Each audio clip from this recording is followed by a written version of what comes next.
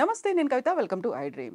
నరాలు తెగే ఉత్కంఠ, అంతకు మించినటువంటి ప్రెషర్, హై ఇంటెన్సిటీ ఇవన్నీ కనిపిస్తాయి ఇండియా వర్సెస్ పాకిస్తాన్ క్రికెట్ మ్యాచ్లో. అయితే T20 మ్యాచ్ యుఎస్లో జరిగినటువంటి ఈ మ్యాచ్లో ఎందుకని అంత lowest ever score versus India and Pakistan మధ్య స్కోర్ అయింది? దీంతో పాటుగా అసలు లోపం అనేది ఎక్కడ జరిగింది? అక్కడ బ్యాటింగ్ లోపం కనిపించిందా, లేకుంటే స్టేడియంలో పిచ్ లోపం అనేది కనిపించిందా? మనతో పాటుగా ఉన్నారు sports analyst, cricket commentator Venkatesh గారు. వెంకటేష్ గారు, నమస్కారం అండి. సో లోయెస్ట్ ఎవర్ స్కోర్ అనేది పాకిస్తాన్ మీద జరగడం, ఇండియా చేయడం అనేది ఎందుకు అంత తక్కువ? గెలిచిన దానికంటే కూడా మనం చూసుకుంటే అరే ఇంత తక్కువ స్కోర్ మీద కొట్టారా మన వాళ్ళు అనేది ఎందుకలా? ఇప్పుడు కర్ణుడి చావుకి అనేక కారణాలు ఉన్నట్టు దీనికి కూడా చాలా కారణాలు ఉన్నాయి. నిజమే, లోయెస్ట్ అవర్ పాకిస్తాన్తో మనం ఎన్నో బ్యాటిల్స్ చూసాం. మనదే పై చేయిగా ఉంటూ వచ్చింది lowest our score. And Pakistan మన టీంని ఆల్అౌట్ చేయడం, వైట్ బాల్ క్రికెట్లో ఆల్అౌట్ చేయడం కూడా వరల్డ్ కప్స్లో ఇది మొదటిసారి. సో అలాంటి చాలా కొంచెం ఇబ్బందిగా 119 మాత్రమే చేశారు మన వాళ్ళు. 119 అంటే చాలా చిన్న స్కోర్, కానీ గొప్ప విషయం ఏంటంటే దాన్ని డిఫెండ్ చేసుకోగలిగారు. అంత చిన్న స్కోర్ చేసి 6 రన్స్ తేడాతో ఒక టైట్ మ్యాచ్, ఒక థ్రిల్లర్ మ్యాచ్ గెలవడం అంటే that was really wonderful. So ఇలా ఎప్పుడు జరగలేదు ఇంత మంచి చేజ్. అంటే ఇంత చిన్న స్కోర్ని మనం ఎప్పుడు T20లో ఎప్పుడు డిఫెండ్ చేసుకోలేదు. T20 ఇంటర్నేషనల్లో డిఫెండ్ చేసుకోవడం కాబట్టి పాకిస్తాన్తో హై ప్రెషర్ మ్యాచ్లో అలా ఆడడం. సో మన వాళ్ళు బ్యాటింగ్ ఫెయిల్ అయినప్పటికీ bowlers have come to the party. Bowlers బ్రహ్మాండంగా సక్సెస్ అయ్యారు. మనకి ఒక అన్ఎక్స్పెక్టెడ్ అండ్ ఇంప్రాబబుల్ విక్టరీ. ఎవరు అనుకోలేదు. మ్యాచ్ చూస్తున్న వాళ్ళు డైహార్డ్ ఇండియన్ ఫ్యాన్స్ కూడా ఎప్పుడు అనుకోలేదు. ఒకనొక స్టేజ్లో ఆ విన్ ప్రెడిక్టర్ అని చూపిస్తారు మీకు broadcaster. He was sowing 92% for Pakistan, 8% for India. So ఆ స్టేజ్ నుంచి మనం 92% అంటే అసలు ఆల్మోస్ట్ ఆశలు వదులుకోవడమే. అలాంటి అది ఏఐ బేస్డ్. సో అది ఎంతవరకు యాక్యురేట్ అనేది తర్వాత సంగతి. బట్ స్టిల్ 92% విన్ పర్సంటేజ్ నుంచి ప్రెడిక్టర్ నుంచి మనం మ్యాచ్ని అట్లా టర్న్ చేయడం అనేది wonderful. And it all belongs to Bumrah. Jasprit Bumrah ఒక అద్భుతమైన బౌలర్. ఎందుకంటే మామూలుగా ఇండియా పాకిస్తాన్ క్లాష్ అనగానే హీరో ఎవరు అంటే Virat Kohli. Virat Kohli has been doing well in all India Pakistan clashes. అది వన్డేస్ కావచ్చు, T20s కావచ్చు. కానీ ఇక్కడ ఈ వరల్డ్ కప్ మ్యాచ్లో విరాట్ కోహ్లీ ఫెయిల్ అయ్యాడు for a change. But Bumrah మనకి ఆ అద్భుతమైన విజయాన్ని అందించాడు. Wonderful bowling performance. సో ప్రతి బాల్ అనేది, ప్రతి ఓవర్కి ఆ టెన్షన్ అనేది పెరుగుతూ ఉంటుంది. అందులో 119కే ఆల్అౌట్ అవ్వడం అనేది ఒక డిసప్పాయింటింగ్. 20 ఓవర్స్ కూడా ఆడకుండానే వెళ్ళిపోవడం అనేది ఈ టైంలో ప్రతి ఒక్కరికి మీరు అన్నట్టుగా అసలు లాస్ట్ దాకా ఉంటుందా, గెలుస్తుందా, ఎవరిది పై చేయి అవుతుంది, ప్రతిసారి మనమే గెలవాలి అని ఒక ఫీల్ ఉంటుంది కదా. సో అక్కడ దానికి రీజన్స్ ఏమని మీరు అనుకుంటున్నారండి? ఫస్ట్ మన రీజన్ ఏంటంటే పిచ్ బాగలేదు. పిచ్ ఏ మాత్రం బాగలేదు. మీరు ఫస్ట్ ఇక్కడ ఇప్పుడు 4-5 మ్యాచ్లు జరిగాయి. దాంట్లో చాలా వరకు 100 బిలో స్కోర్స్ వచ్చాయి. అంటే న్యూయార్క్లో మ్యాచ్లు జరపాలి, అమెరికాలో క్రికెట్ని ప్రమోట్ చేయాలి, గేమ్ని గ్లోబలైజ్ చేయాలి, ఇవన్నీ చాలా పెద్ద లక్ష్యాలు పెట్టుకున్నారు ఐసీసీ వాళ్ళు. బాగానే ఉంది. ఈవెన్ బీసీసీఐ కూడా. ఎందుకంటే అమెరికాలో ఉన్న ఆ సైజ్ ఆఫ్ ది కంట్రీ, ఆ కంట్రీకి ఉన్న అక్కడ ఉన్న రిసోర్సెస్ కానీ, బ్రాడ్కాస్ట్ పొటెన్షియల్ కానీ, ఇవన్నీ చూస్తే ఏంటంటే అమెరికాని కనుక మీరు క్యాప్చర్ చేయగలిగితే క్రికెట్ ఎక్కడికి వెళ్ళిపోతుంది. సో ఆ ఉద్దేశం బాగానే ఉంది. కానీ దానికి తగిన ఏర్పాట్లు కూడా చేయాలి కదా. ఏర్పాట్లు చేయలేకపోయారు. న్యూయార్క్లో నిన్న మ్యాచ్ 34,000 మంది చూశారు. సో స్టేడియం నిండిపోయింది, కిక్కిరిసిపోయింది. టికెట్స్కి విపరీతమైన డిమాండ్. ఒక రిపోర్ట్ ప్రకారం ఒక టికెట్ ₹1,50,00,000 అమ్మారు. బ్లాక్ మార్కెట్లో, రీసేల్ మార్కెట్ అంటారు వాళ్ళు, బ్లాక్ మార్కెట్ అన్నారు. దాంట్లో ₹1,50,00,000 టికెట్ అమ్మారు. అసలు ఒరిజినల్ టికెట్ రేటే చాలా హైగా ఉంది, లక్షల్లో ఉంది. సో అంత క్రేజ్ ఉంది, అంత బాగానే ఉంది. కానీ దానికి తగిన ఏర్పాట్లు కూడా ఉండాలి కదా. మీకు ఏర్పాట్లు లేవు. అక్కడ ప్రాపర్ స్టేడియం లేదు మీకు. 3 నెలల క్రితం వరకు ఆ గ్రౌండ్ ఖాళీగా ఉంది. ఆ గ్రౌండ్లో, అది పార్క్, అది ఆ గ్రౌండ్లో సడన్గా ఏంటంటే చాలా లేట్గా ఒక స్ట్రక్చర్, అంటే స్క్రూ డ్రైవర్ ఫిట్టింగ్ అనమాట. అంటే ఒక కాంక్రీట్ స్ట్రక్చర్ లేదు, అది అంతా అసెంబుల్డ్ అల్యూమినియం ఐరన్ స్ట్రక్చర్ ఒకటి అక్కడ పెట్టి స్క్రూ డ్రైవర్తో ఫిట్ చేసి ఒక గ్రౌండ్ లాగా తయారు చేసి స్టాండ్స్ ఎరెక్ట్ చేశారు. సో అలా ఒక మాడ్యులర్ స్టేడియం తయారు చేశారు. పిచ్ని ఎక్కడి నుంచి తెప్పించారు? ఎక్కడో 16,000 కిలోమీటర్ల దూరంలో ఆస్ట్రేలియాలో అడిలైడ్లో ఆ పిచ్ తయారు చేయించి దాన్ని షిప్లో తీసుకొచ్చి బై రోడ్ తీసుకొచ్చి 10 పిచ్లు తీసుకొచ్చి దాన్ని 4 పిచ్లు గ్రౌండ్లో అమర్చారు.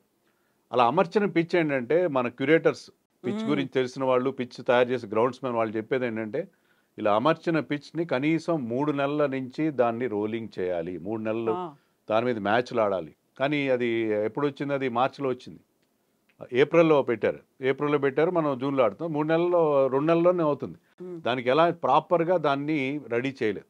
దానివల్ల ఏంటంటే మ్యాచ్లు జరిగితే ఫస్ట్ మ్యాచ్ జరిగింది ఇక్కడ శ్రీలంక 77 ఆల్అవుట్ అయింది. ఇంకో మ్యాచ్లో ఐర్లాండ్ మనతోనే 96 చేశారు. So worst conditions. బాల్ బ్యాటింగ్కి అనుకూలంగా లేకపోవడం పిచ్ అనేది ఒక విషయం. రెండోది ఇంజరీస్ అవుతున్నాయి. మనం ఐర్లాండ్తో మ్యాచ్ ఆడినప్పుడు రోహిత్ శర్మకి దెబ్బలు తగిలినాయి, రిషబ్ పంత్కి దెబ్బలు తగిలినాయి. సో ఇలాంటి పిచ్ మీ ఉద్దేశం చాలా బాగుంది, గేమ్ని ప్రమోట్ చేయాలి, అమెరికాకి తీసుకెళ్ళాలి, న్యూయార్క్లో బోలెంత మంది ప్రవాస భారతీయులు ఉన్నారు, వాళ్ళందరూ గేమ్ని అక్కడ మ్యాచ్ జరిగితే వస్తారు, ఇంట్రెస్ట్ చూపిస్తారు, అంతా బాగానే ఉంది. బట్ ప్రాపర్ అరేంజ్మెంట్స్ చేయాలి కదా. ఎంత హడావిడిగా చేయడం, ఇంత హ్యాప్హజార్డ్ మేనర్లో దాన్ని ట్రీట్ చేయడం అనేది ఇది చాలా అన్యాయం. ఎందుకంటే ఇంత important match, India Pakistan match అనేది ఫైనల్ కంటే గొప్ప మ్యాచ్. కానీ దాన్ని మీరు ఈ రకంగా చేయడం, ఒక సబ్ స్టాండర్డ్ పిచ్ మీద చేయడం వల్ల ఆ లో స్కోర్స్ వచ్చినాయి. సో కమర్షియల్గా అయితే చాలా సూపర్ సక్సెస్ అయిపోయింది. టికెట్లన్నీ కూడా ఫుల్ స్టాండ్స్ అన్ని కంప్లీట్గా 34,000 కెపాసిటీ అనేది కంప్లీట్ ఫుల్ఫిల్ అయింది. కాకుండా స్కోర్ చూడగానే మాత్రం ఒక డిసప్పాయింట్మెంట్ అనేది వస్తుంది.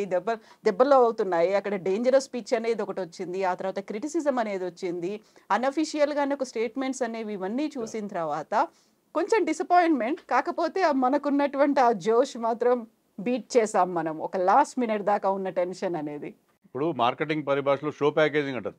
షో ప్యాకేజింగ్ బాగా చేశారు, కానీ అసలు మెయిన్ కంటెంట్ సరిగ్గా లేని పరిస్థితి అక్కడ మనకు అనిపిస్తుంది. సో పిచ్ సరిగ్గా లేదు, ఏం లేదు. ఒకనొక రిపోర్ట్ ప్రకారం, అంటే అది దాన్ని వెరాసిటీ అది ఎంతవరకు కరెక్ట్ అని మనది హ్యావ్ టు వెరిఫై. 250 కోట్లు ఖర్చు పెట్టారు ఈ స్టేడియం తయారు చేయడానికి. కానీ టికెట్ల రూపంలోనే, అంటే గేట్ కలెక్షన్ ద్వారానే వాళ్ళు 350 కోట్లు సంపాదించారు. సో డబ్బులు పోగేసుకోవడంలో, కాసులు వర్షం కురిపించడంలో సక్సెస్ అయ్యారు. కానీ క్రికెట్కి ఎంతవరకు మీరు న్యాయం చేశారు? ఇలాంటి పిచ్ 119 చేయడం ఏంటి? దాన్ని వాళ్ళు చేజ్ డౌన్ చేయలేకపోవడం ఏంటి? బాల్ బౌండరీలు రాకపోవడం, బౌండరీలు సిక్సర్లు ఎక్కువైన ఐపీఎల్లో. అక్కడ అతివృష్టి ఉంటే ఇక్కడ అనావృష్టి అయింది. ఇలాంటి పిచ్ ఉండకూడదు. Cricket is contest between bat and ball. There should be balance, equal contest ఉండాలి. ఈక్వల్ కాంటెస్ట్ లేకుండా బ్యాట్ డామినేట్ చేసినా ఇబ్బందిగానే ఉంటుంది మనకి, ఈ రకంగా బాల్ డామినేట్ చేసినా ఇబ్బందిగానే ఉంటుంది. So this is not the way you should conduct A world cup. World cup అనేది ఒక మెగా ఈవెంట్, దాన్ని ఐసీసీ కండక్ట్ చేస్తుంది. ICC should set an example for the boards like BCCI, మిగతా బోర్డ్స్ అన్నిటికీ వాళ్ళు ఎగ్జాంపుల్ సెట్ చేయాలి. కానీ వాళ్ళే ఇంత దారుణంగా కండక్ట్ చేయడం అనేది అన్యాయం. ఇంత గొప్ప మ్యాచ్ నిజంగా నిన్న వర్షం వల్ల కూడా ఇబ్బంది కలిగింది. సో వాళ్ళు ప్రాపర్గా దానికి కేర్ తీసుకోలేదు, కేవలం మార్కెటింగ్ మీద దృష్టి పెట్టారు. అంతేగాని క్రికెట్ని దేని గురించి అయితే ఇంతమంది క్రికెట్ ఫాలో అవుతున్నారు, ఆ బేసిక్ ప్రొఫెషనలిజం అక్కడ లోపించిందని చెప్పాలి. సో మనకేంటంటే ఇండియన్స్ ఫీల్ అయ్యేది, మన దగ్గర ఉన్నటువంటి రెండు మతాలు, ఒకటి సినిమా, ఒకటి క్రికెట్ అనుకుంటారు. సో క్రికెట్లో ఇంత ఒక నెయిల్ బైటింగ్ అయితే కనిపిస్తూ ఉంటుంది, ఒక ఎండింగ్ అనేది ఉంటుంది. ఆ నెయిల్ బైటింగ్ ఎండింగ్, ఆ ఫినిషింగ్ అనేది అయితే ఉంది. కానీ ఒక డిసప్పాయింట్మెంట్. యూజువల్గా పాకిస్తాన్ అనగానే అంత హై ఎక్స్పెక్టేషన్స్ ఉంటాయి, ప్రపంచం అంతా ఎదురు చూస్తూ ఉంటుంది. మనకి ఆ వరల్డ్ కప్ మ్యాచెస్లో తప్ప మనం ఆడట్లేదు పాకిస్తాన్స్తో. సో నిన్నటి మ్యాచ్ని ఓవరాల్గా మీరు అనాలిసిస్ చేయాలంటే ఎలా అనిపించిందండి?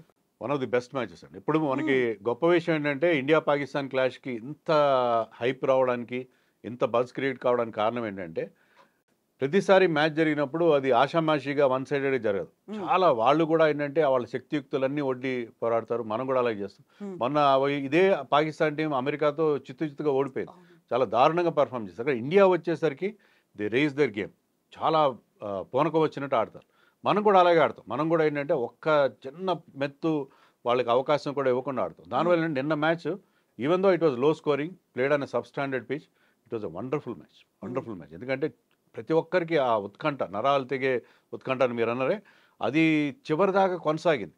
ఒకవేళ ఇండియా ఓడిపోయినా కూడా నాకేమనిపించింది, ఒక స్టేజ్లో ఒక మంచి మ్యాచ్ చూస్తున్నాం. సరే మన వాళ్ళు పోరాడారు, ఓడిపోయింది, but we have seen a wonderful match అన్నట్టుగా అనిపించింది. గెలిచిన తర్వాత మనకి ఆ ఫీలింగ్ వేరే ఉంటుంది.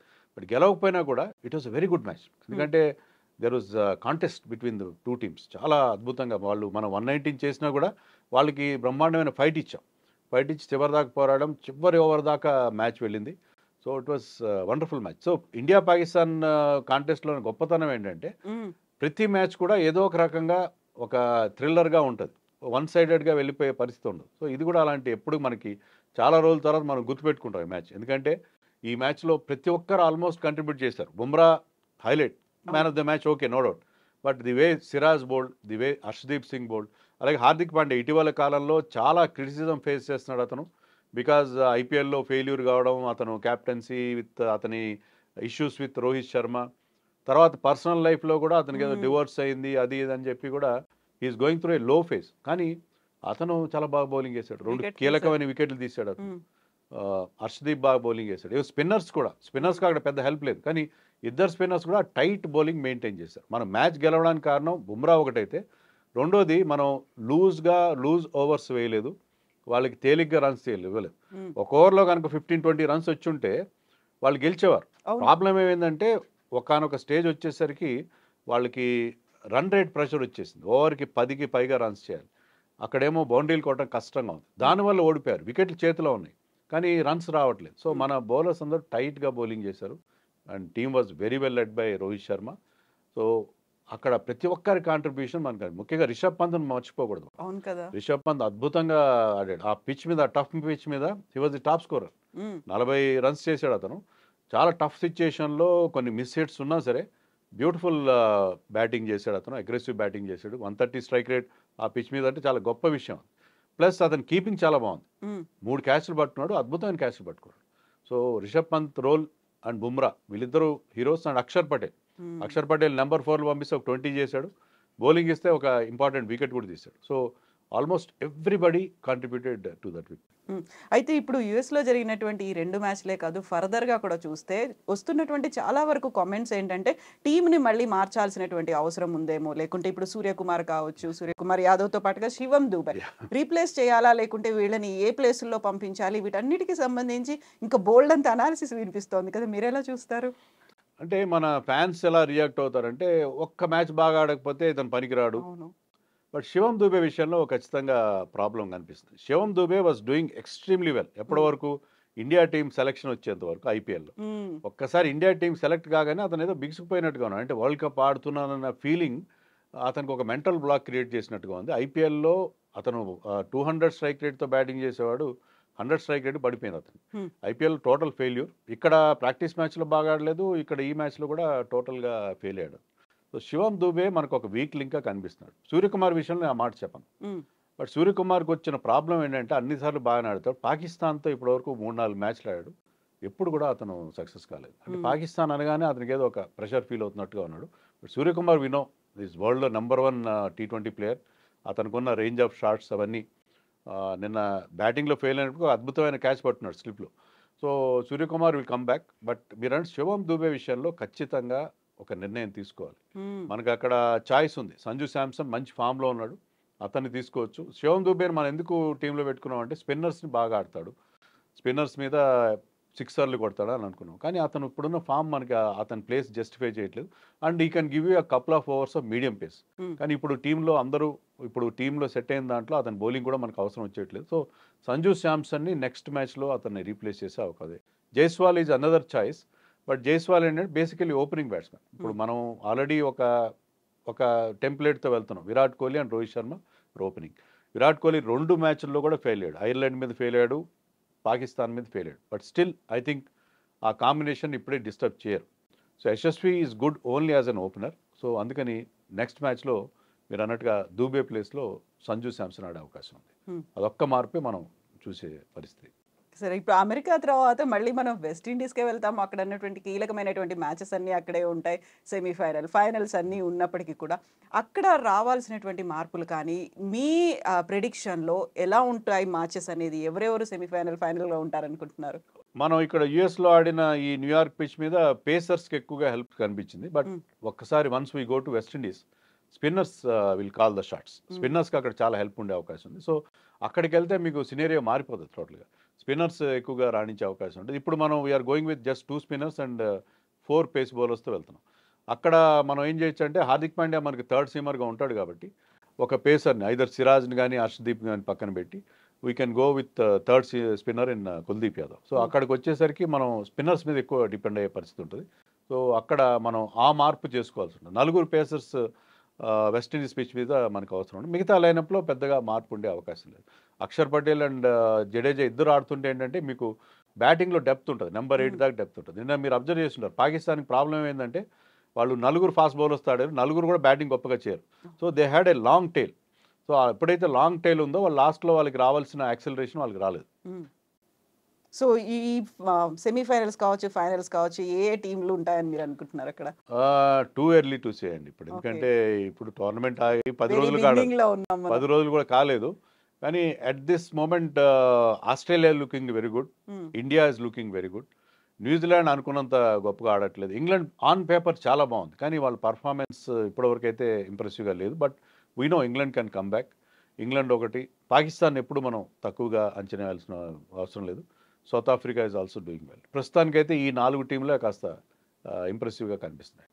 సో మనకి ఐపీఎల్ అయిపోగానే మళ్ళీ ఎప్పుడు మ్యాచెస్ వస్తాయా, మళ్ళీ T20 ఎప్పుడు వస్తుందా అని మనమైతే ఎదురు చూస్తూ ఉంటాం. కాకపోతే వాళ్ళకి టైం, అంటే ట్రైనింగ్ కావచ్చు, వాళ్ళకి కావాల్సినటువంటి ప్రాపర్ రెస్ట్ అనేది లేకపోవడం, ఇవన్నీ కూడా ఎఫెక్ట్ పడుతున్నాయని అంటారు.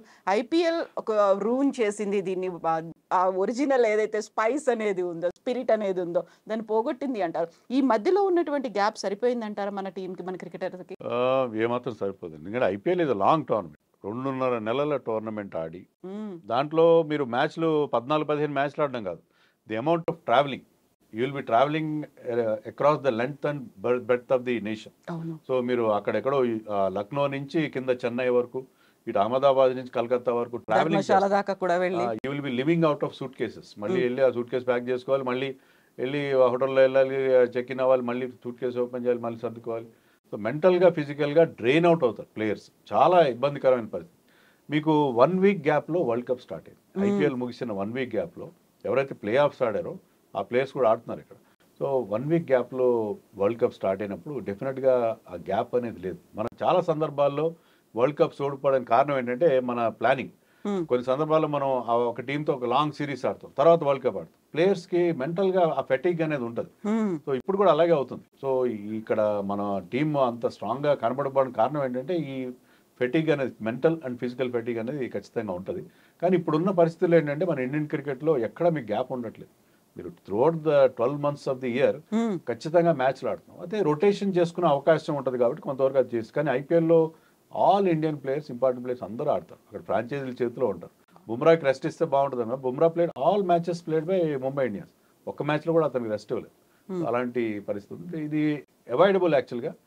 భవిష్యత్తులో అయినా దీని గురించి, ఎందుకంటే మనకి ఐసీసీ ట్రాఫీస్ రావట్లేదని మనం అనుకుంటున్నాం, కానీ మనం ప్రాపర్గా ప్రిపేర్ అవుతున్నామా లేదా అనేది ఒక్కసారి మనం ఆత్మవిమర్శ చేసుకోవాల్సిన అవసరం. ఎస్ వెంకటేష్ గారు, థ్యాంక్ యూ సో మచ్ అండి.